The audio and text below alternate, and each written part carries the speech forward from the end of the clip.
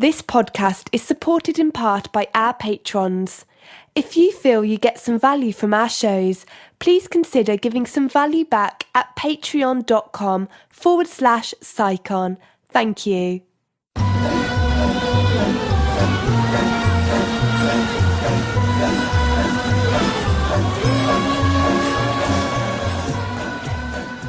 Ladies and gentlemen, welcome to Retrograde episode 71, where today we'll be talking about Crash Team Racing for the PlayStation. My name's Jack Marshall, and today I'm joined by Lizanne Fisher. Hi. And James McFadden. Hi. Back once again with the Retrograde Masters. Anthony can't join us because of a mix-up of times and things like that, and he's travelling from London, and he can't make it today, sadly. Which is a shame. I'm sad. Yeah, we're crying deep within our souls. Tears as big Sorry, as Anthony, it was my fault, not yours. October cabbages. Explain why, Lizanne.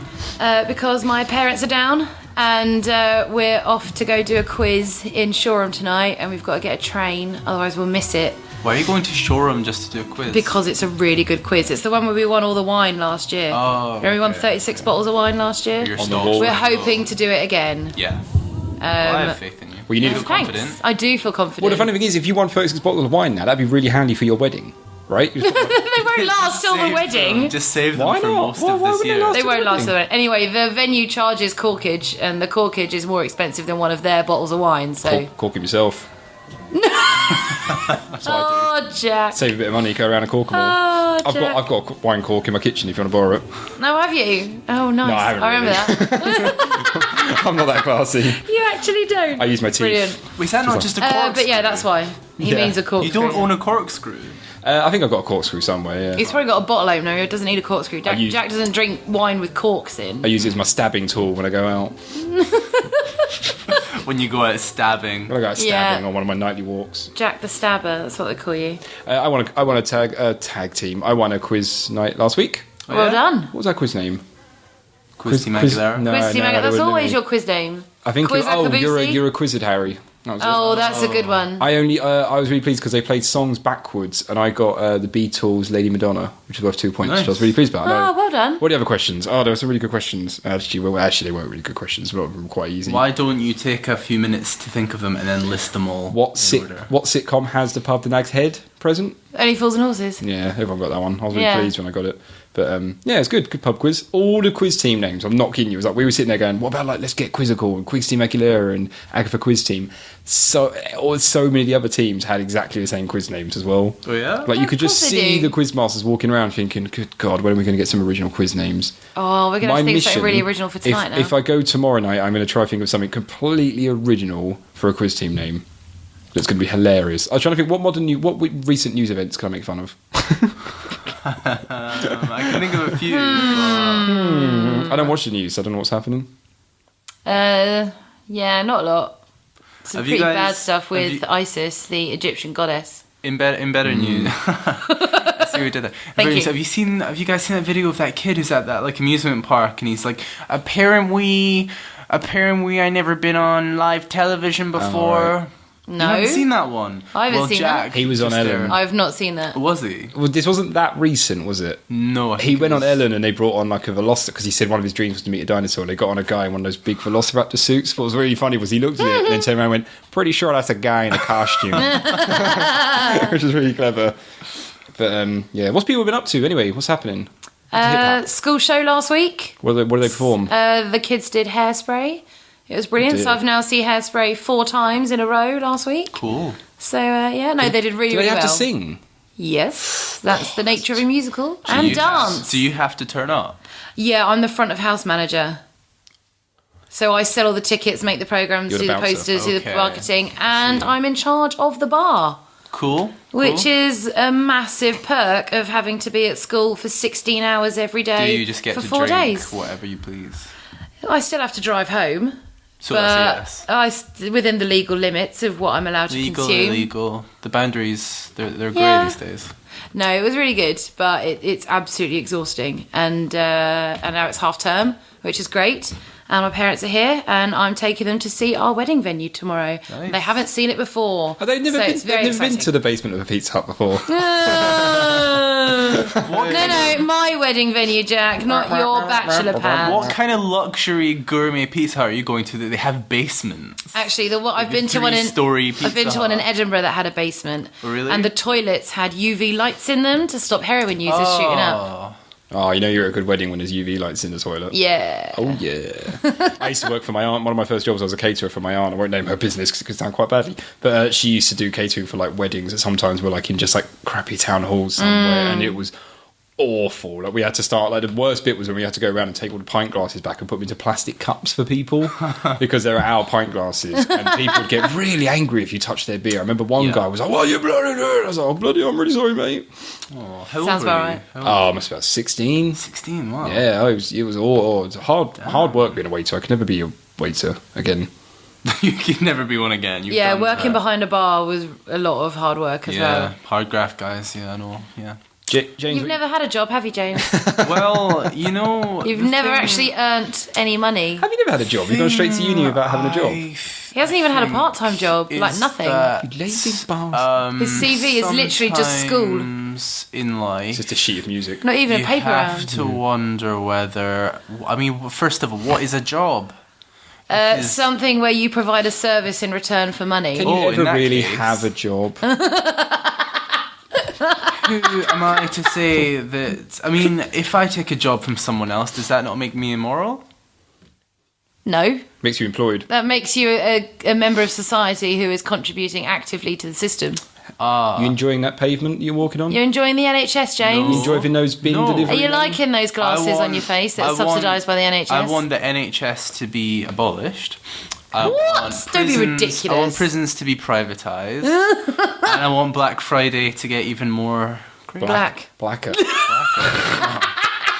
I think a lot of us could be doing with being a bit more blackjack. Wait, Yeah. did you go see David Cameron today? He was in Hove today, and that sounds like something David Cameron Really? would say. Which is a town right next to Brighton. Well, it's kind of in Brighton, isn't That's it? where we are now, Jack. Oh, it's where don't tell me where I live. Oh, Brighton- that's where I live. It's I the forget, city though. of Brighton and Hove. Yeah, they kind of meshed into one. They should Yeah. should have called it like Bryove or Highton.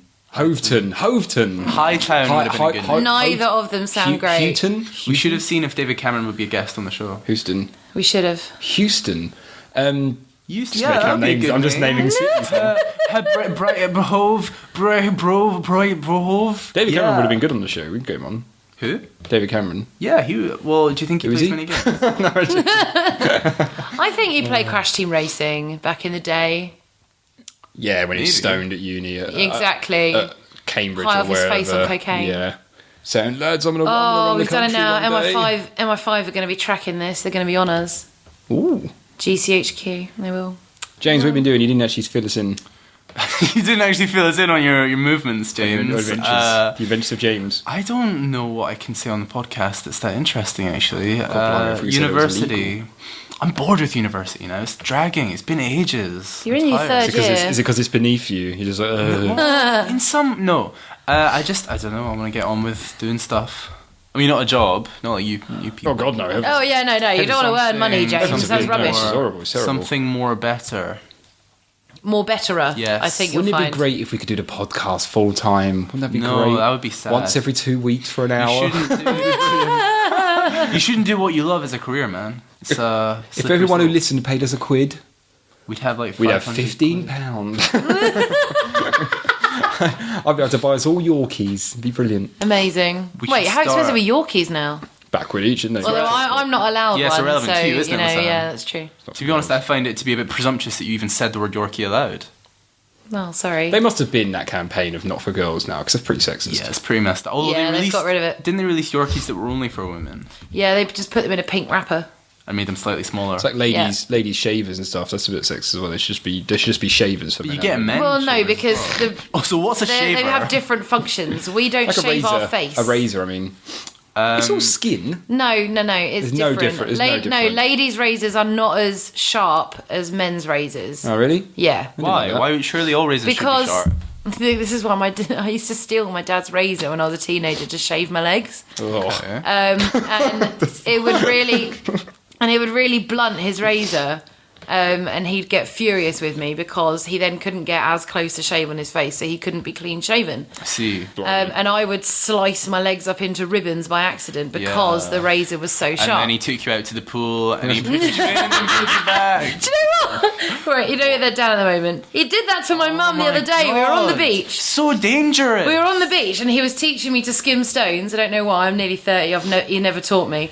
So we were doing that, and then my mum came along and like just did a really good skim, and then my dad was jealous, so he grabbed her and went, "Saved your life," and pretended to throw her into the sea. It was hilarious. Listen, show your dad this 10-second slice of podcast, okay? Listen, hi, Lisanne's dad. That is dangerous, right? If you like let go accidentally and they crack their head on the side of the pool or something, they could die, and you would go to prison, and your family member would die.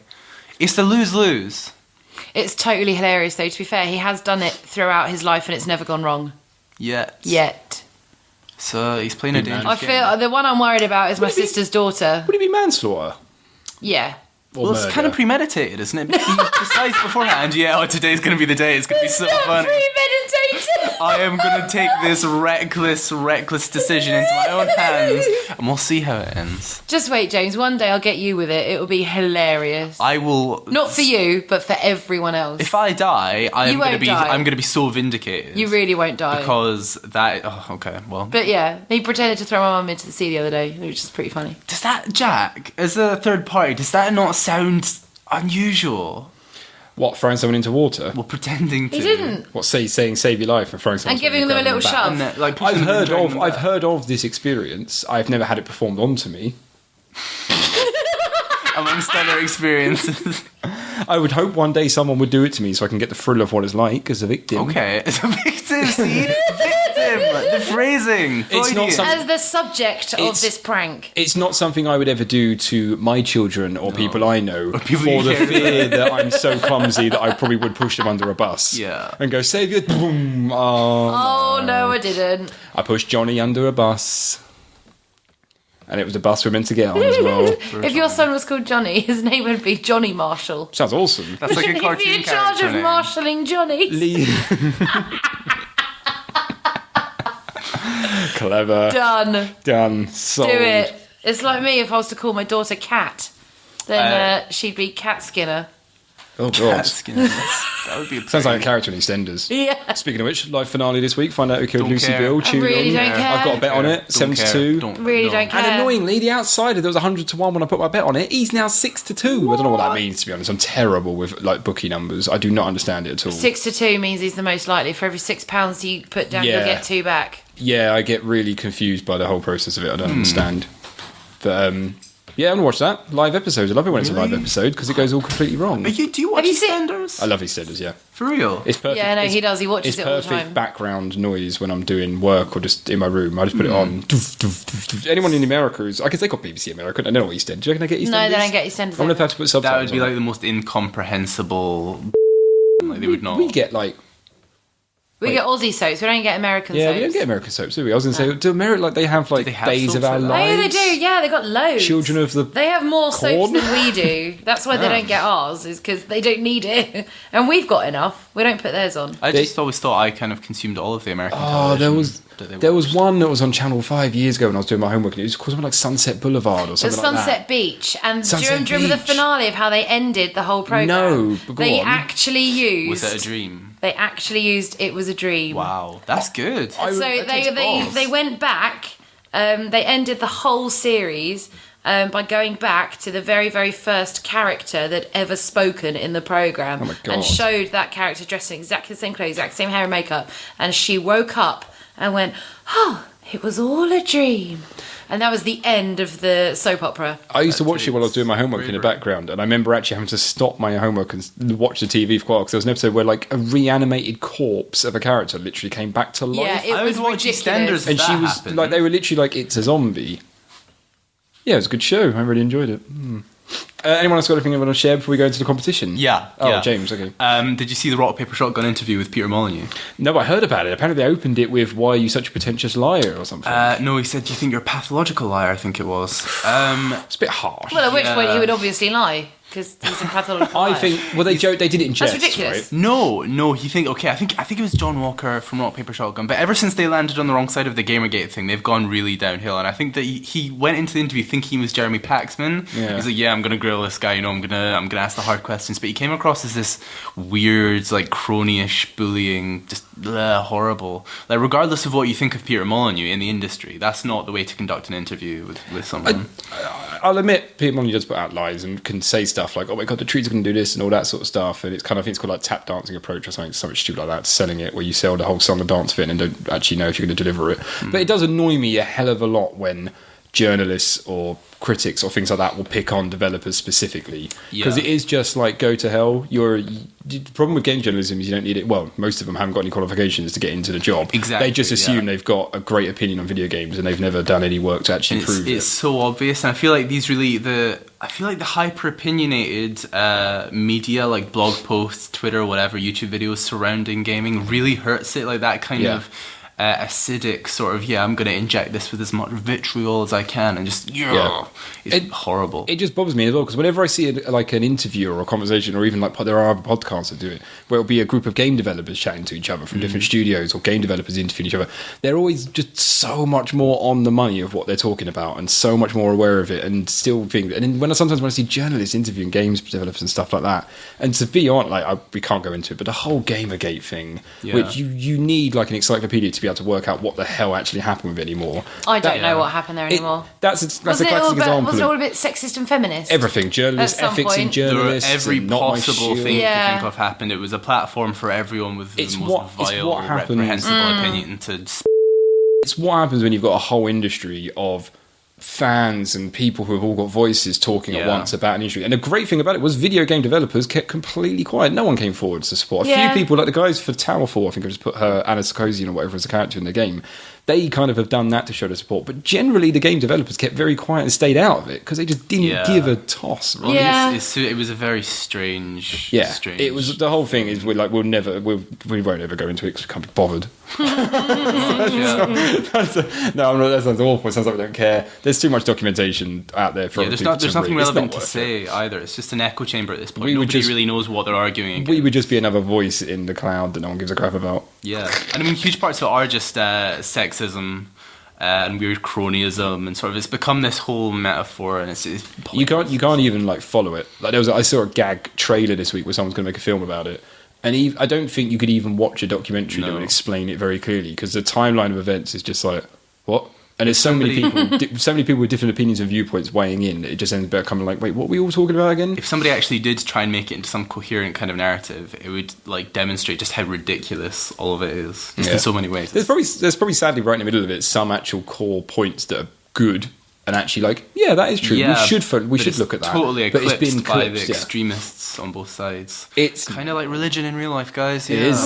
Dropping the hard bombs. Wait, what? That sounded weird. I say just keep playing video games. That's what I do. Unless you're a woman, then get out. Yeah, keep playing video games where you get to stab women. Sorry, listen. Oh, but I like games. We're all sexist. We hate. I've got some news. A guy at my work brought in his 3DS XL new model thing with Majora's Mask and stuff. Oh, which one? The massive one or the SNES one? As in the new one. That's the new. There's two new ones. The big one. Has it got the two analog sticks? The new 3DS XL or whatever. Yeah. Does it have two analog sticks? Yeah, a little nubby one and everything. And I got to admit, I am. You two are both 3DS owners, right? Yeah. I am really impressed with it. Yeah, no, they've updated the 3D, so it's a lot better. It's virtually perfect, I've heard, and it doesn't give you headaches anymore. Because I stopped using my 3D because it just gave me headaches. Yeah, I never used it because I couldn't make it work with my eyes. You can't do Magic Eye either, can you? No. I'm on the borderline of buying one, I must admit. You should. You'll get. If I were you, I'd get an older one and get a cheap one for like £100 from CEX or something, because it has quite a few games that are worth playing. I'm doing pretty well these days, so got plants. You can get loads of games now. You've got plants. Yeah, doing a sign of wealth. It's free in my room now. Doing pretty well. Wow. Let's roll into the Paul Monahan giveaway because Anthony's not here, so I've got to do the whole build up. Oh, this is Anthony. Let's talk about the Paul Monahan giveaway because I'm Anthony and all that sort of stuff. You're missing the abrupt segue. Were giving away. We were giving away games, Jack. We were giving away Lego Marvel Superheroes and Bastion on Steam because the theme is Anthony's not very good at themes. And the winner is at XG Predator. XG Predator on Twitter, or name Ali Menguini. Sorry if I got that wrong. Just saying it there. But yeah, you won. We will be in contact on, about to say Steam, on Skype, and we'll send you those Skype. Bloody hell, this is why Anthony does We it. will Twitter. knock on your Twitter. door. We will and send a hand you the pitching games. round with the Steam codes. Yeah, we'll do it on Twitter. We'll send you a private message. And next week we are giving away Mortal Kombat Complete Edition, which is spelled with a K. I see what they did there. And Darksiders 1. And the theme for that is, I don't know, like Games Anthony likes. games that Anthony had on his list that he gave to me. So make sure you follow us at Retrograde Show and retweet our competition tweet, and you'll be in it to win it. In it to win it. Whoop, whoop. Thank you. This week we're talking about Crash Team Racing, and we've got a VO from our good old friend Steel Fox. Hello, welcome to Retrograde. In this episode, the Retrograde team are going to do Crash Team Racing. Well, Crash Team Racing is a car racing video game developed by Naughty Dog and published by Sony Computer Entertainment. The game was released in North America on September the 30th, 1999, and in Europe and Australia the same year later. Crash Team Racing is the fourth installment in the Crash Bandicoot series and is the first Crash Bandicoot game in the racing genre, and the last Crash Bandicoot game to be developed by Naughty Dog. The game story focuses on the effort of the ragtag team of characters in the Crash Bandicoot series who must race against the egomaniacal Nitro Oxide to save their planet against destruction. Actually, I Google searched Nitro Oxide, and evidently it's a type of gas. I think it's the type of gas they give you in the dentist. That's the word I was looking for. So, if you ever want to go, I'm going to have some nitro oxide. Say that, and then bring in Crash Team Racing to the dentist and say, you have inspired a racing team thing that's going to destroy the planet. How could you? You can say that, and you'll look like an absolute idiot, so I would not advise it. In the game, players can take control of one of 15 Crash Bandicoot series characters, although only 8 are available at start. During the races, offensive and speed boost power-ups can be used to gain an advantage. Crash Team Racing was praised by critics for its gameplay graphics, although the sound was met with mixed opinions. An intricate sequel, Crash Nitro Car, was released in 2003 for the PlayStation 2, Xbox, GameCube, Game Boy Advance, and N-Gage. Whatever the heck that is. Anyway, that's a goodbye from Steel Fox. Thanks for that, Steel Fox. And if you want to do a VO from one of our games, actually no, we've got a lineup of people, so we don't need VOs at the moment. Sorry, we've actually got too many people. You had your chance. VO. You're too late. You're not allowed to talk about your rubbish in the game. So this is Crash, which I keep calling it Tag Racing, and it's not. It's Crash Team Racing. Tekken Tag Racing Team, right? It's Tekken Tag Kong Racing. Tekken Tag Racing Team Tournament. Crash Yeah. Team Racing. Lizanne, you chose this. Was this another one of those ones you got from your uncle? No, that was Super Nintendo. Did you choose this? Sorry. Yeah. Yes, you did. Sorry. Okay, just make sure. No, from my uncle it was the Super Nintendo, but my dad bought himself a PlayStation for Christmas one year. Never played it, just gave it to me and my brother, which was great. But we got this. Did I get this or my brother get this? Alex is going to have to tweet in and let us know. Not right now, obviously, because this is done in advance. But one of us got it. We both played it loads because it was 2-player. Well, once you'd completed the story, then it was 2-player. And yeah, really? for us, it was a step up from Mario Kart, because we'd gone Super Nintendo to PlayStation. Yeah.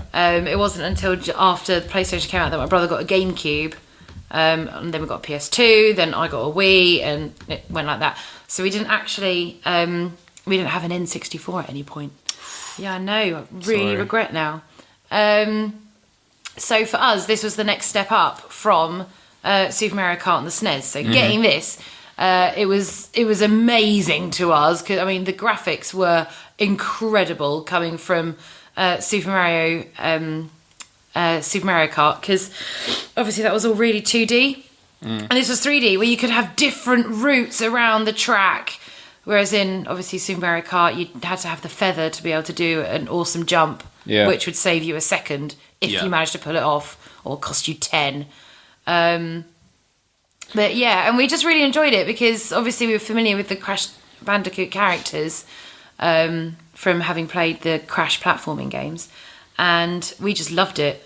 Absolutely loved it. It's a very well-loved game. And Yeah. it's very critically really well received as well. Yeah, it is brilliant. I was very surprised because I never had a PlayStation growing up, and I was very surprised to know this came out in 1999. I don't know why because that was 2 years maybe after Diddy Kong Racing came out in 97, so 2 years after Diddy Kong Racing. And I don't know why. We were still playing Super Nintendo. at Yeah, that I point. don't know why. I would have assumed this was before even Mario Kart 64. I think this looks a bit better than Diddy Kong Racing graphically. It's surprising. I'm surprised how much it could hold up against Diddy Kong Racing, considering the power difference of the PlayStation 1 and the N64. It's definitely got. It's more in line with Diddy Kong Racing than Super Mario Kart 64. Wasn't Diddy Kong Racing using sprites for their character models? No, I think they're 3D model character Were models. they? No, and N64. Yeah, by the time we got to N64, they're all like 3D character models. Well, Mario 64 was sprites. Super Mario Kart. Yeah, Mario Super Kart 64. Super Mario. Yeah, Super Mario Kart. Yeah. Was sprites, and the N64 version was also sprites. Yeah, that's why. But Diddy Kong Racing was 3D models. Okay. But yeah, I really liked it. I thought it was a very good game, and I was surprised because I always remember back in the day when I had an N64, there was always a lot of rivalry between PlayStation owners and N64 about who had the best kind of genres on their games. And it was funny because the N64 never had a good beat 'em up, but the PlayStation had the beat 'em up ground. It had Tekken, it had Dead or Alive. N64 I think had it had Pokemon Stadium. I think you'll find. A beat 'em up. Yeah. that's a Have a turn-based term. It had Fighters. It had Fighters Destiny. Fighters which Destiny was a great god-awful. game. I love that game. Was That it game Smash was, Bros on N64 at any point? Yeah, it was Yeah, actually. but the Well, that's a problem beat 'em up, isn't yeah, it? but That was before Is it that was too cool to nice like. for you, Jack? Is No, it but too it's nice weird for beat 'em because up? it's not a beat 'em up in a way. It's something Well, it is. strange about Smash Bros. 64. I kind of get what you mean. There was a Clay Fighter 63 and a third. Yeah, or Clay whatever. Fighter again, that was rubbish. But no, I mean, compared to Tekken and Street Fighter, your traditional combo moving games like health bars and stuff like that, yeah, you didn't have it. You didn't have it on No, N64. no. And then I always thought for some reason that the PlayStation never had a good kart racing game. Like GoldenEye, for example, is a good example. The N64 had the first-person shooter. It had the GoldenEye, had the Perfect Darks, which the PlayStation never really managed to get a good first-person shooter, apart from like Alien Resurrection or whatever it's called, was quite good. But I always thought that the N64 also had the kart racing crown with Diddy Kong Racing, Super Mario Speedway 64, and Super Mario Kart 64. But so when I played this, I was quite surprised because actually this is very, very, very good. And Yeah. PlayStation did have a really good racing kart game. I can't think of any others apart from this on the PlayStation that was a good racing kart game. Me neither. No, I I don't. don't- I think there was like Toy Story Racer, but that was rubbish. I don't know. Simpsons. One of the things I really loved about Crash Team Racing is the replayability value. So you had your adventure mode where you could just play each track, win the race, and then you'd get to the next set of tracks, and you know it kind of worked. It was very much like a platform in the structure of it, you know, with levels and then a boss that you had to defeat before you then did the final race against Cortex and stuff like that. But then I also really like the challenge levels as well. So you had then your CTR challenge where there was a letter C, a letter T and a letter R hidden within the track, and you had to collect all three letters and come first to win the CTR token. And then there was the relic race, and this is all stuff that then reappeared, that then they also then put into Crash 3, Yeah. the platformer, with the relic races. So if you were fast enough, then you got the blue relic. If you were even faster, you got the gold relic. If you were amazingly fast, then you got the platinum. I never got platinum on Crash Team Racing, but I got a few golds. Still hurts. Got some platinums in Crash 3 though. But yeah, and it was good because they really built in a lot of challenges, because the actual game in story mode, you can do that in an hour and a half, 2 hours very easily. So they purposefully have built in a lot more. And obviously you've got if you had your 4-way controller, then you could have 4 of you playing this together like you could with a normal Mario Kart game. Well, Listen, earlier you mentioned that the split screen was locked until you'd completed the campaign. Is that what you said? Sorry, I meant as in you couldn't play the adventure story as 2 players. Oh, okay. Yeah. You could Alright. you could play as 2 players or do the time trials at any point. Okay. But you could only do the adventure story was only Yeah. for one person. The relic race didn't come unlocked until you beat the main levels as well. Yeah. Stuff like that. Yeah. So yeah, it's cool. Very Diddy I Kong loved again. it. Very Diddy Kong Racing style, and also like, just reminds me a lot of Diddy Kong Racing. I guess I'm going to keep constantly making comparisons because that's what I played growing up. Yeah. No, the similarities are pretty crazy. This was developed by Naughty Dog, right? Yeah. I This was was during the height of Crash popularity. I think Jack might have to correct me. This came out between 2 and 3. I thought it was after The original 3. Crash. No, this was it was just quickly before. checking. It's the 4th instalment of the Crash Bandicoot series. Oh, was it? Oh, it must have come out So after 3 just then. to double check on my little list of games. Where is it? Yeah, it was the 4th one. So they did Crash Bandicoot 2, Crash Bandicoot Warped. Yeah, which is 3. They've done a really bad way of laying this out on Wikipedia, and then Crash Team Racing. I think it's interesting that they liked the IP enough to make it into a totally different genre with a kart racer. Then, as the PS2 came out, they let Naughty Dog just do Jack and Daxter. And then when the PS3 came out, they've let them do Uncharted and The Last of Us. And I just find it interesting that I think Sony must have quite a lot of faith in the studio. Naughty Dog, yeah. Because if they were under Activision or EA or Ubisoft, they would be hammering these out. There would be like a yearly one, you know, it would be ridiculous. What do you think, Dry? What do you think? Because these aren't the only guys, I guess, who have tried to turn one of their franchises into a kart racing game. A lot of people jumped on the whole. What do you think? What do you think pushes a developer or makes a developer suddenly go, you know what? Let's make a racing game. Because Mario did it, and Mario's like The Simpsons. Like The Simpsons has already done it. So Mario managed to transpose several genres, and so obviously Sony was looking for the same selling point. At the time, Crash Bandicoot was their lead seller for the PlayStation. It was the biggest thing, so of course they were going to try and port it to another genre to try and hook people in. But then you could argue, because I think I remember when Super Mario Kart came out, and I remember actually people were very kind of like raised an eyebrow about it. It was really weird. It was like, why are they making like Mario racing game? Like racing as Bowser is just strange. And obviously it was awesome. It was a huge success. It was one of the most kind of like it's probably the most Japanese Mario game, I think, apart from maybe Mario RPG. It was very just strange. It was like, this is a weird game. Why am I racing? I think it was just a case of Nintendo back in the day innovating like they used to do. You know, they loved to make really weird, bold decisions, and when it paid off, people liking it, seeing that it worked. And I mean, the format, it works with any game that has an ensemble cast, right? It doesn't really matter what genre it is. I think that's another benefit. I think there's quite a few benefits to it. One of them I was going to say as well, I think it's nice for the developers because it gives them a break from the usual formula to do something completely different, which is a racing game. And people like racing genres. Like everyone loves the racing game, really. They're quite they're always straightforward, they're very pick up and playable normally. And they're more social than the other games, so you're much more likely to play this when your mates are around because your mates can play with you, as opposed to being the second character that has to wait for you to die to get a go. I don't know, but I would imagine they're also quite a lot less labour intensive than a game like Crash Bandicoot, like the regular platforming, because you create a few tracks, you create a few characters, you make the physics work, and then it's kind of done. Then it's layering up the challenges, isn't it, to make it a longer game, which is way less. I think, it's a lot less time. I was going to say I have another 2 theories as well. Loads of theories on this one, but I was going to say my first one was going to be that I imagine from a publisher point of view, it's easy to kind of push across to say Sony, say we'd like to do a racing game of it, because it probably does quite a good job at pushing your franchises forward a bit. So, for example, for this one, I think there was 8 characters on launch for Crash Team, and when you think about like Mario, for example, they had like characters like they were recognizable characters like Yoshi and things like that, and Toad, but I don't know, when you give them make them in a racing game, it pushes them forward a little bit. Diddy Kong Racing is a great example where Conker and Banjo were 2 of the racing characters who ended up, I don't know if Banjo was beforehand, it might have been, but ended up getting their own games. Wait, was Conker in that game? Conker was maybe an unlockable, but he was in Diddy Kong Racing. For real? Yeah. And it must be a great way of making people recognise, same with Smash Brothers, I guess, and same with like, well, any game where they've tried to do like what was that Sony All-Stars one? Yeah. I guess it pushes your kind of... It's good for brand recognition. Yeah, it pushes your IPs out a bit there. Like I remember that one we played Sonic Superstars recently. Yeah.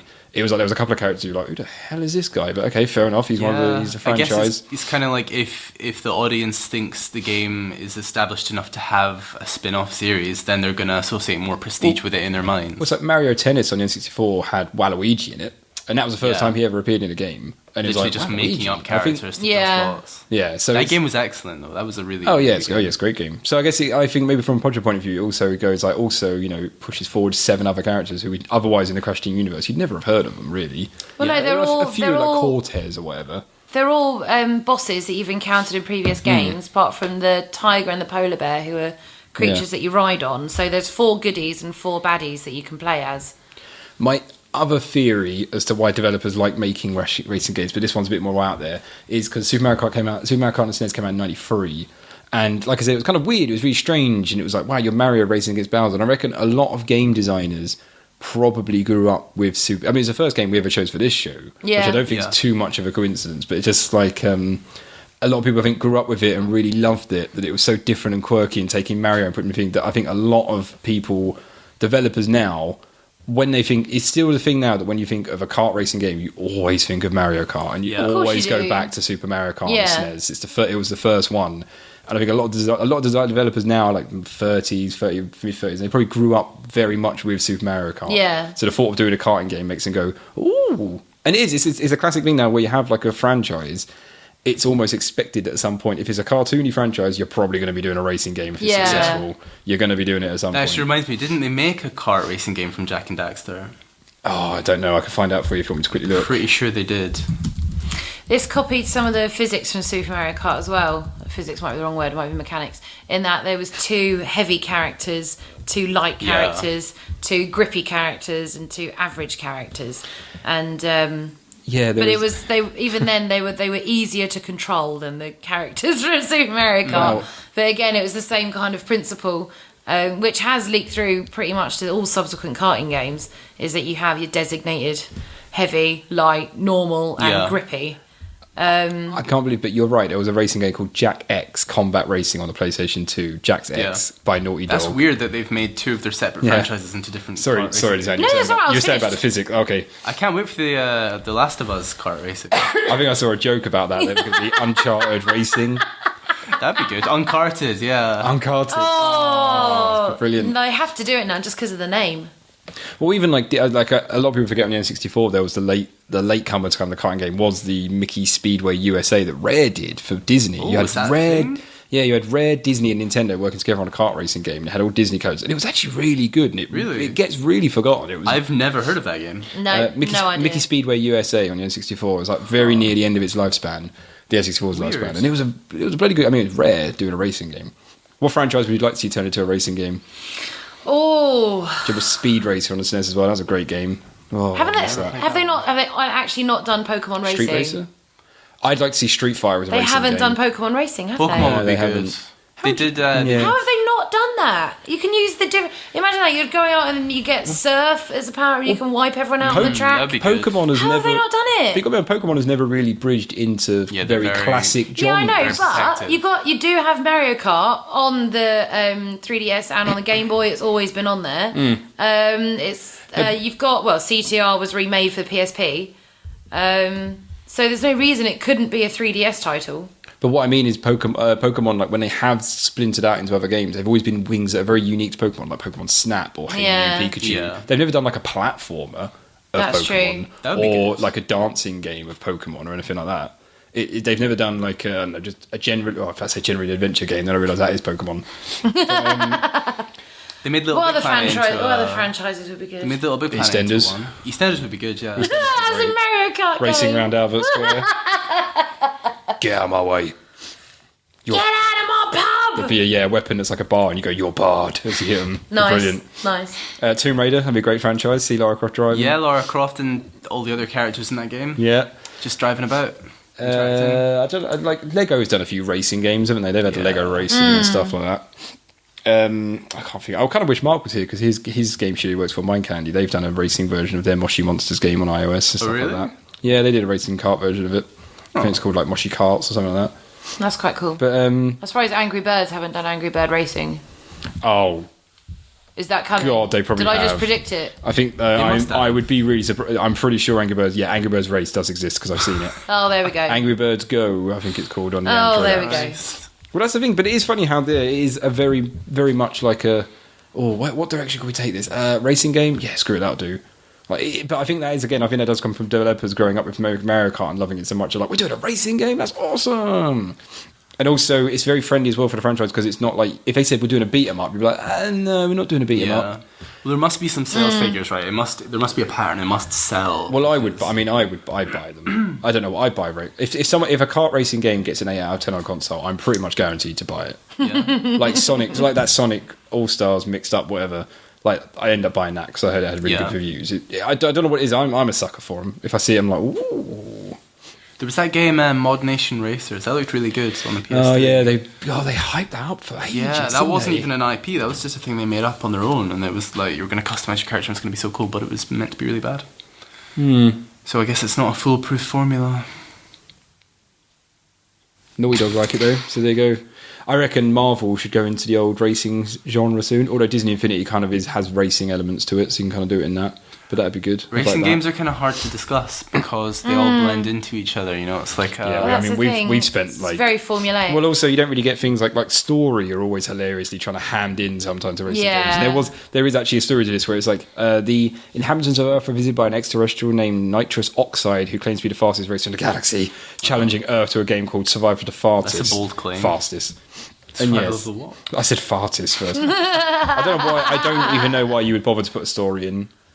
Like, I know. Like you're just like Mario Kart on the Wii U didn't have a story. It doesn't need to be like, oh my god, the princess has been stolen. She's also racing. Not at all. Just pointless.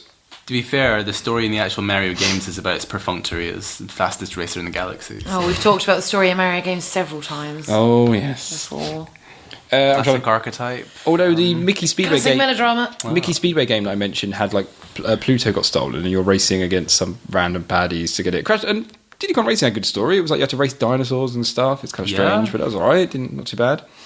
Diddy Kong Racing also had the best hub. We should have done Diddy Kong Racing for the show. Well, pick it as your next game, Jack. Oh no! Wait till you hear what the next game is at the end of the show, Lizanne. Oh, is it Anthony's choice? No, it's James's, and he's probably very excited about it. But you'll wait till the end of the show. I'm surprised they didn't make a kart racer out of that franchise. Actually. Oh god! Don't even get me started. What else can we say about this racing? We haven't really said much about it. I loved it. I liked the level design. I really liked. It was all based on levels that are in existing Crash Bandicoot games. So that was really nice because you were kind of exploring them from a slightly different aspect. Obviously, you're in a kart, and the layout of the levels was different to the ones in the games, but like the look and design of them, it felt familiar when you were playing it. Like the Mario Kart levels, like Mario Kart 8, for example, those were all new. They're not related to any of the Mario platformers or anything else in any way, shape, or form, but this felt familiar. It also had the Wumpa Fruit power up as well, so similar to the game. Obviously you collect Wumpa Fruits and if you get 100 of them you get an extra life. With this it worked the same as the coins in Super Mario Kart. If you got 10 then your power-ups were boosted as well as your speed was boosted. Listen, you mentioned the animals that you ride being characters in this game. That made me think actually I'm not sure how big a departure this is compared to other franchises that have gone into car races, because when you think about the levels in Crash Bandicoot, they're all kind of designed like race courses, and you do ride stuff, and there is kind of a racing element in those. That's true. Things. So it's more, in some ways, it's kind of just a minor variation because it doesn't stray, like you were saying, it reminds you of the franchise a lot. It doesn't stray that far away in terms of design, I think, than the regular game. Yeah, well, especially going into the warp pads, which they had in 3, you had specific warp pads. 2, there were portholes, and 1, they were just blobs on a map. How far we've come. I know. I like how I just loved the game. It's a brilliantly designed game. I love how, thanks to Mario Kart and Super Mario Kart and things like that, they because they kind of created the genre, they also got to set the rules of they got to set the level of expectations in the genre as well. And now that local multiplayer is just a must for a kart racing game, it would be strange if you played this and there wasn't a split screen mode, because you're like, well, Mario Kart does it. And also the fact you have things like battle mode, in this case versus mode in this, it's just a thing that Mario Kart did, and now it's expected that there should be a battle mode in kart racing games. And it's interesting because for other things like a platformer, like when they borrow from Mario, it's obvious you have to have a character who can jump and runs left to right, but it's weird how for kart racing games there are very specific kind of requirements that you need to have, like a versus mode. Like if you play it, so Mario Kart on the Wii U got a bit criticised because the versus mode was crap. They just stuck it on normal levels, and people were like, what the hell? And that was the biggest criticism. But it's weird people criticised that because they were expecting it from the previous versions, which is understandable, because you would go, well, the last game had this, why has this not got it? But it's just interesting that that's become the blueprint for a kart racing game, where it's not something that actually needs to be in the game at all. However, I would say the split-screen multiplayer, which on this is fantastic, and probably one of the reasons why it was so popular at the time, even though you need to have like an multi-tap adapter and stuff to play it, is, again, another reason why I think people often will buy...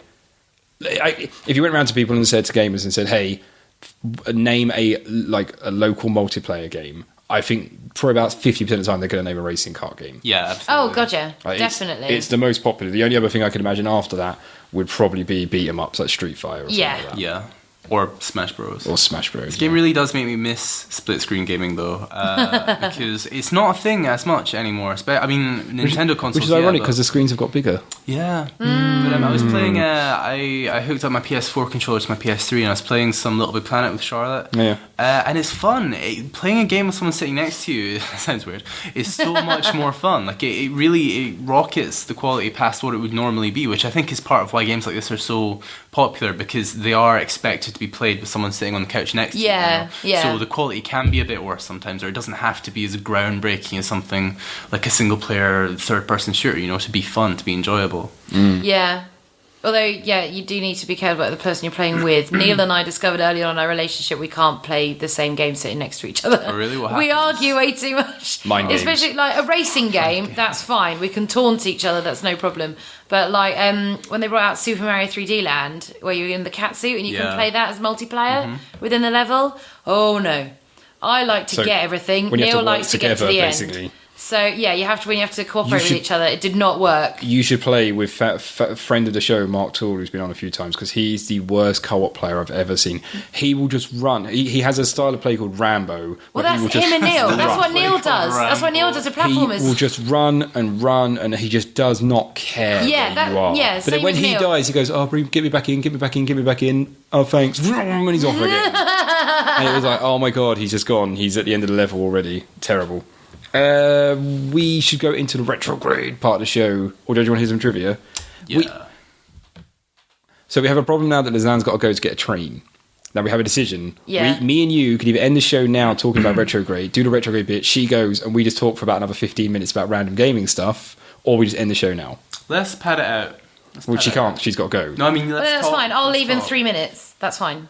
No, I mean, let's add. How long have we got? Well, she's got to go in 3 minutes. We've got about another 15 minutes left. Let's just fill it with gaming stuff. Okay, We'll be fine. so should I say now that you're off?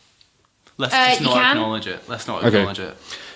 No, we have to. Why? We can just No, because that would be weird. We're running out of time anyway doing Exactly. let's play like a weird. We've got 2 minutes till I have to go. So- next. Play some ghostly bells, and then the sound's gone. What does it mean? it now. So the bad news is now that Lizanne has got to go to grab a train. Yeah, sorry. we really started a bit late, so Yeah, so we're going to have to do the retro. Should we just very quickly do the retrograde part of the show, which is a bit of a shame? But retrograde, Lizanne, how are we grading this very Oh quickly? God, hurry, Australian animals, because obviously this is from Australia and set in Australia. So Australian animals to describe this game. This is a kangaroo because it's traditional, well loved, and Australia really love it, but it's also got a bit of a kick to it. Oh, that was really good. Thank you. That was really good. And there's lots of treasures if you dig into its pouch. Nice. Oh, what? Baby Nice. kangaroos. Sick, man. Sick. I'm going for jellyfish because it's in the ocean. Lisanne, what's your animal? I'm gonna go for a Tasmanian devil, which obviously is found in Tasmania, not quite mainland Australia, but also Taz. Where is he? Where's that Warner Brothers franchise gone? I heard he picked up a crack habit. Tell us Oh Tasmania. really? Yeah, That tell us Tasmania. wouldn't surprise Because me. he couldn't actually. talk, so I couldn't do much with him. Just Yeah, but that was really funny. No, he had a cartoon. Yeah, no, he had a Taz- Saturday morning Tasmania, cartoon. yeah. He was amazing. So many characters in But it. yeah, I'll give it Tasmanian devil because it's absolutely mental, but also weirdly comforting. Oh, Also, And he satisfying. he's meant to be a Tasmanian devil. No, he's a bandicoot. A bandicoot is not All a right. Tasmanian devil. For real? Totes. Interesting. Okay. I feel like that's wrong, but I don't know enough about bandicoots to dispute it. Well, they're ginger, Good and line. Tasmanian Good devils line. are brown. I like it. Wow. believe. Well, do you want to shoot off then, Lizanne? Thanks for coming. Always good to see you. Thanks for coming sorry, to the show. listeners. Yeah, sorry. Love you long time. Bye. Bye. But Have a the good news is, anyway, quiz. yeah, see you later, Lizanne. Bye. Bye. Close the door on your way out. She's actually walking on. Listeners are thinking, bloody hell, there's only two of them. But the good news is for you listeners, you now get 15 minutes of Listeners, classic James and they're- Jack bants. They're in. A new section. Please don't leave, Lisanne. Please don't leave. A new I section. can't wait to hear what this is going to be. Oh God. Jack and James in the morning. Oh no, I want to stay. Lizanne, you can listen to this on the podcast later. It's going to be a right Where's treasure. that available again? Is it iTunes? It's on csicon.org. Make sure you listen to it, the home of geek culture. Or iTunes. Or iTunes. As it's Or way more popular. SoundCloud. Or just, Yeah. or just make it up in your head. That's true. Right. Cool. Bye, Alexander. See you So, later, James, we have a. If you tuned in to listen to Crash Team Racing, you might as well turn off now because it's No, over. don't turn off now because Turn this off is now. where the real talk begins. James, we have 13 minutes left of this podcast for special people out there. 13 minutes, 30 minutes, an hour. Why do we have to constrain ourselves to the usual limits? talk. What area of gaming should we talk about? What area of gaming should we talk about? What games are you looking forward to, Jack? What's coming out at any point in life? If you don't give me an answer to this, I'm going to be very upset because I would imagine that as a gamer, you can list at least one. Actually, you know what? I'm going to name a game because I'm going to Res in a couple of weeks. We're both going to Res. Yeah, we're right? actually, because we arranged to go together. There is a game there called Her Story. You heard about this? No. It is a game which is a trial. It's not. It was loosely based on a true story. You are sitting at a computer and you just literally see the computer screen. You're not actually seeing yourself sitting there. And there are 8 video clips, and they are all interviews with a woman who's an actress, but she's a woman talking about the disappearance of her husband. Okay. Right. And what you do is you have to watch all 8 of these videos. I don't know how long they are in the game, but basically she will say things, and then you get to use the computer as if it's like a Google search engine, stuff like that. And you get to try and like search what she's saying and look it up, looking it up on like Wikipedia or digging into the files about her husband's disappearance. And the idea is, as you watch the videos and then you go back and watch another video, she'll start like, disproving herself. You'll start going, no, hold on a second. She said the husband was there. And eventually you start building the stories. And she did it. And I'm guessing you're going to kind of unlock things on the internet where you suddenly work out, oh my God, if I go to this page. Is this like part ARG? Like, are you talking about actually looking on Wikipedia? You're literally sitting there. No, it's like I think it's all like a mock. It's a mock-up desktop. Okay. So you're kind of using a mock-up desktop and you're watching videos of her and there's a few clips. And it's one of those things I'm like, that sounds really interesting. Like, I would definitely like to give that a try. So I'm looking forward to that, even though it's a very obscure game. So that is cool. Is there any Res? Is there going to be any big name stuff? I haven't really been keeping up. I haven't actually looked much at the lineup, but it's getting to the point where there are normally titles that sneak in that get in there. I think Sega are normally quite big at Res, so they'll probably have maybe the new Total War, Attila, or whatever, and stuff like that. I'm hoping The Witcher 3 might be there. That'd be cool. Yeah, Red Project are normally pretty good for turning up at these sort of shows. Just before release. To be honest, with these shows, it's quite funny because I think they kind of build all the sets and stuff like that, and they've got these big, massive prints and things like that. They're just like, right, what game shows are on? Just put them anywhere. Yeah. And then Res kind of gets it. But, I'm pleased because last year with Res listeners, I applied for a press badge and I was declined. But this year Retrograde podcast. Clemency and what games are you looking forward to, James? I really want to play Bloodborne. It's the game from so they made Dark Souls. They made Dark Souls, right? And that was seminal. That was fantastic. Then they took the guy who directed Dark Souls off the team, and everyone was like, "What the fuck?" And then they made Dark Souls 2 with 2 different guys, like in the lead designer role. Still a bloody good game. It was good, but not as good. It was kind of confusing that they took the guy who made Dark Souls and Demon Souls off of the team. Yeah. But then they revealed it was like this PS4 exclusive for some reason. A spin-off sort of similar game. It's going to be great. It's going to be good. I'm excited. Grim Fandango just came out as well. I can't believe I've not yet actually bought it and played it because you know how much I love that game. I'm getting really sick of all these HD remasters. I like the idea behind them, but you're right in the terms of, like, if I actually sat here now and said, okay, what would I like to see a HD remake of? I can't think of any games anymore. It would struggle me. I'd actually kind of go, it's gotten to the point where they're almost as ugly with a higher resolution than they were back Well, I remember in the remake of the Monkey Island games. Although I thought they were very pretty and I did like them, I think they just kind of missed the mark Sterilizes a little bit. A bit. Yeah. There are lots of weird trends right now. I mean, I don't like how many games are being resold to us, but I also don't like how many unfinished games are being trying to be sold to us. It was funny how I filled out a survey today from Harmonix about Rock Band, because they've just started releasing new DLC and they named like 2 of the songs they released today were Back to the Shack by Weezer and Rise of the Phoenix, I think, by Fall Out Boy, which are both song titles. And the community manager tweeted, "Oh my God, these song titles are great," as if a hint of like, So I think people are like, "Oh my God, maybe they're going to bring Rock Band back." And I'm like, well, of course they kind of are. It's been enough time for it to dip, and it's kind of gone back under, and now it's like people are like, "Oh yeah, I'd love to have a Rock Band game." Yeah, forgetting how saturated the market got when it first came out. Did they not start making a weird like first-person shooter or something? Like, they're not doing an arena shooter. Harmonix probably did make some sort of weird arena shooter or something like that, or like but it was, I think Rock Band Blitz was one that was like a handheld game. Okay. But I remember that. And it had a weird add-on that you had to like. It was like a weird. That was Guitar Hero. No, that was Guitar Hero. Yeah. But no, so they had a survey. The reason I was saying it was because they said, if a new Rock Band game was to come out, would you A, pre-order it.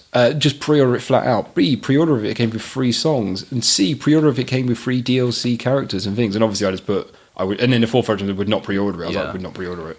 Yeah, it's sad. I mean, this which is actually the truth. It's kind of weird. There's a sort of adversarial relationship between the players, the consumers, and the developers now, isn't there? I mean, the Gamergate thing it's a good symbol for it, but they're trying to, evolve, right? They were selling DLC to that a year before it came out. In fact, the first thing that was announced about that game was DLC.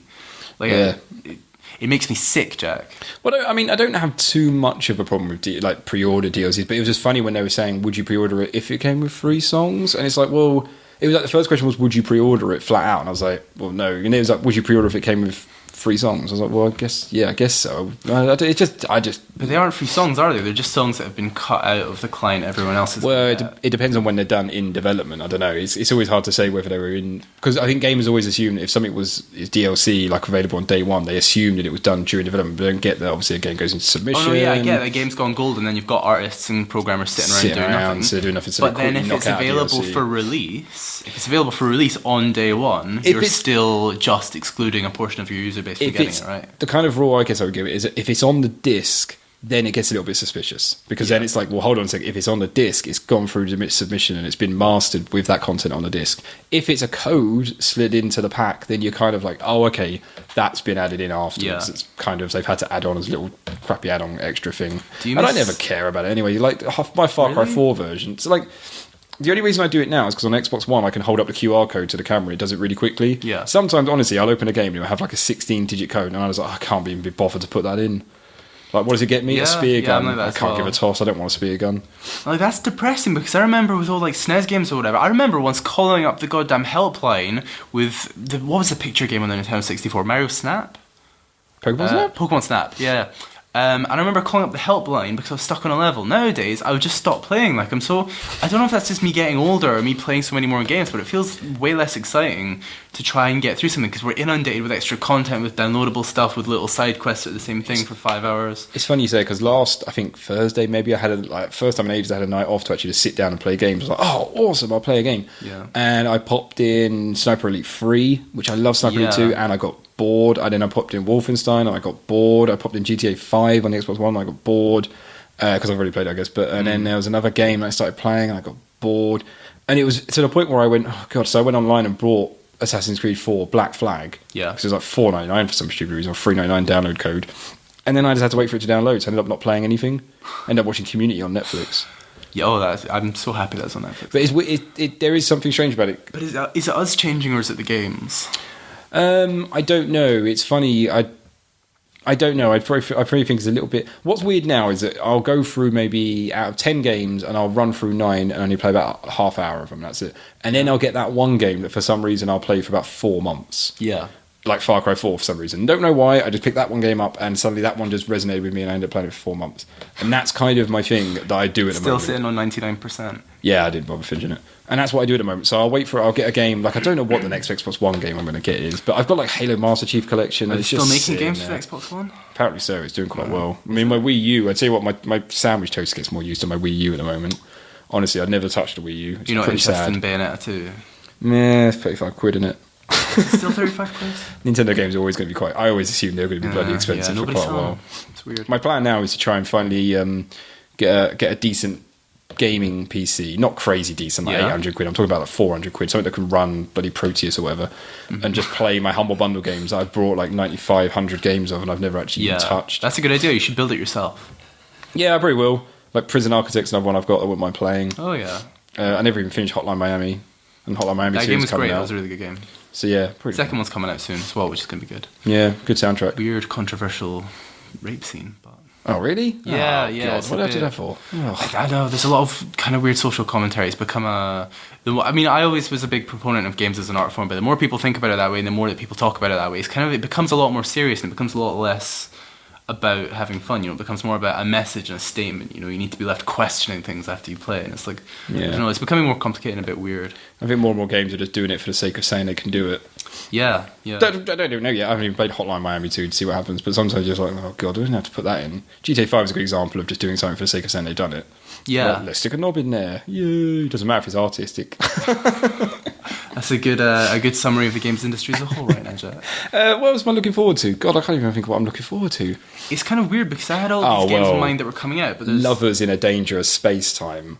I cannot wait for that game. Was that the one where you're both in like a planet and you have to man different parts? You're in a spaceship and you're flying around. Was it a gaming show where I played? I didn't like it that much. Oh, I loved it so much. Absolute epitome of what I think a co-op game should be. Who were you playing it with? Our friend Laura. Oh, okay. And I just cannot wait for that game. I think it's going to be brilliant. I'm really excited. And I'm tempted to get Smash Brothers Wii U just for the 8-player mode so I can bring it into work and see if... And then people at work can watch me play it with 7 CPU characters. As no one joins in. I'm like, come on, guys.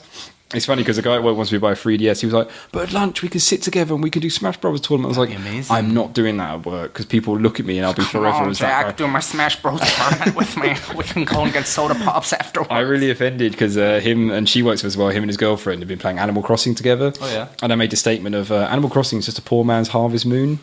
And she really, that was... That's interesting. That was cutting. That's the reverse of the commonly held idea, isn't it? I said, I can even compare it. I said that Harvest Moon is Pokemon and Animal Crossing is Digimon. Oh, that's cutting. That's wow. stinging. Jack, after he invited you to a theoretical Smash It was his birthday party as well, which is even worse. He just opened it. You were the only friend he unwrapped Animal Crossing. I went, it's a poor man's Harvest Moon, that game. Can I go now? I've got cake. Ice cold. Ice cold. We should probably wrap up the show there. Thanks for listening to that last 15 minutes of Jack and James in the morning. Hope you enjoyed it. That will never happen again. There are lots of people that aren't going to get that reference. You should watch Community on Netflix. It's a good... Watch up to the end of season 2 and then turn it off. Or continue to watch it because it never... basically, once you get to a paintballing episode, just turn it off. Have you seen... you mean the second paintball episode? Kind of. Also, the first one is probably where it starts going... You are a strange starts dropping. Man. You are a strange, I mean, by the time lonely man. By the time you get to Abed's like Imaginarium room, just forget it. Just go see if you can see a doctor to get your memory erased. Make your own decision, listeners. No, it just jumps a shark. It jumps a shark so hard. It's like jumping a killer whale or something. It's ridiculous. That is gross. Makes no sense. Anyway, thanks for listening. You find all information and all links regarding this podcast, as well as our other sister podcasts at psychon.net, the home of geek culture. And a reminder again that Retrograde podcast is hosted on the Psychon network. I don't know why I said that twice. So head over to psychon.tv, CSICON.tv, to become a patron for our show and support us so we can buy pretty things for us to wear. We're going to be back in 2 weeks, where hopefully we'll have all 4 of us here rather than just me and James high-fiving. Just be you next week. Just be me on my own next week, and we're going to be playing Diablo 2. Yeah. Diablo 2. Diablo. I think you can say Diablo 2. Great game. Why? That's good. Absolute. Why did you choose that game? You know, we haven't done a. If you're a fan of Diablo 2, probably don't listen in because I'm going to slag it off to high heaven. Have you played Diablo 2? Nah. But it just looks that is going to be the episode in a nutshell. It looks so boring. It's a really good game. I remember when 3 came out. When did 3 come out? A couple of years ago. Yeah, and people were so pumped for it. And then I remember when they showed some screenshots and it was like colourful, and people were like, "How dare they?" People got weird about that, but when it came out, it wasn't that great. I don't know. 2 was amazing though. 2 was excellent. All right, well, I will play 2, and we're all gonna play 2, aren't we? Listen to the show, guys, because it'll be fun time. You know, all your friends back again in the same room. Yeah, Retrograde Masters, whatever. Memories. Hopefully we'll have all 4 of us back next time, because now this goodbye is gonna be a really short goodbye, because that's goodbye from me, Jack Marshall, and a goodbye from James McVadian. I wonder, throughout all of the games we've done, we've made the most ridiculous, unfounded criticisms. We just say what we think. It doesn't have to be true. So if we've offended you, or if you think we're stupid people just because we've said, don't think that, right? This is entertainment. This is fluff. This is the candy floss of the podcast world. Okay, we're not here to make the really hard hitting news stories. You know, we're just a couple of kids messing around. Bye.